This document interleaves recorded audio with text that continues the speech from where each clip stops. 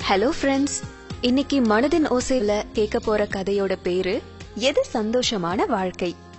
அமெரிக்காவில இருந்த ஒரு அழகிய சின்ன தீவுல ஒரு மீனவன் இருந்தான். அவன்கிட்ட ஒரு சின்ன மீன்பிடி படகு இருந்துச்சு. ஒரு நாள் ஒரு சுற்றுலா பயணிய அவன் சந்திச்சான். அந்த பயணிக்கு அவனை ரொம்ப பிடிச்சு போச்சு. அவனோட தொழில பத்தியும் அவனோட வாழ்க்கைய பத்தியும் அவன்கிட்ட பேசிக்கிட்டே இருந்தான். அவனோட அன்றாட வாழ்க்கைய பத்தியும் அவர்கிட்ட சொன்னான்.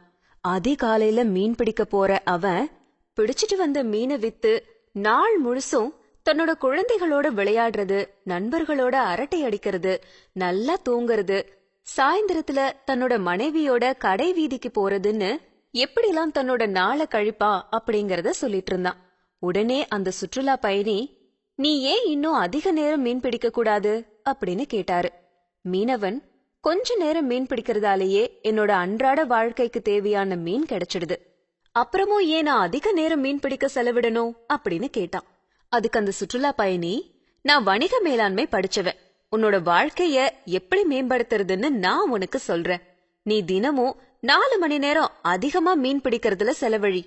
அத விற்று வர பணத்துல 6 மாசத்துல இன்னொரு படகு வாங்கிடலாம் அப்படின்னு சொன்னாரு. அப்படி வாங்கினா அப்படின்னு மீனவன் கேட்டான். 2 படகுகளை வச்சு சம்பாதிச்சா 3 மாசங்கள்ல அடுத்த படகு வாங்கிடலாமே. இப்படியே ஒரு பெரிய மீன்பிடி நிறுவனமே உருவாக்கிடலாம் அப்படின்னு சொன்னாரு. இதெல்லாம் நடக்க எவ்வளவு நாள் ஆகும் அப்படின்னு மீனவன் கேட்டான். ஒரு 20 வருஷங்கள் ஆகலாமே அப்படின்னு சொன்னாரு பயணி.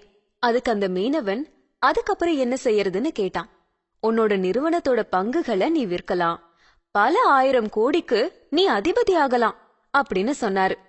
பல 1000 கோடிகளா அப்படின்னு வியந்தான் அந்த மீனவன். ஆமா, அப்புறம் நீ ஒரு தீவையே விலைக்கு வாங்கி ஓய்வெடுக்கலான்னு சொன்னாரு.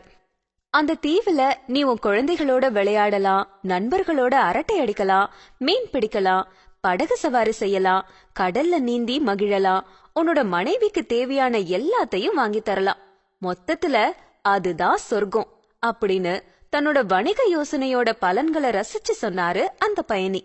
ஆனா மீனவன், நான் இப்பவே அந்த வாழ்க்கையை தானே வாழ்ந்துட்டு இருக்கேன், சந்தோஷமாவும் இருக்கேன்.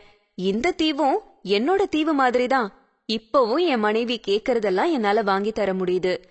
நான் எதுக்காக 20 வருஷங்கள் கஷ்டப்பட்டுட்டு அதுக்கப்புறமா அந்த வாழ்க்கையை அனுபவிக்கணும்? அதை தவிர இன்னும் 20 வருஷங்கள் கழிச்சு என்னோட குழந்தைகள் பெரியவங்களாயிடுவாங்க. அதுக்கப்புறம் நான் யாரோட விளையாட முடியும் அப்படின்னு கேட்டான். அதுக்கு அந்த பயணிகிட்ட பதிலே இல்ல. இந்த கதையில இருந்து நம்ம என்ன தெரிஞ்சுக்கிட்டோம்? எப்பவுமே இருக்கிறத வச்சு சிறப்பா வாழ கத்துக்கணும். என்ன ஃப்ரெண்ட்ஸ், இந்த கதை உங்களுக்கு பிடிச்சிருந்ததா? மறக்காம ஷேர் பண்ணுங்க. நாளைக்கு வேற ஒரு கதையோட உங்களை மீட் பண்றேன்.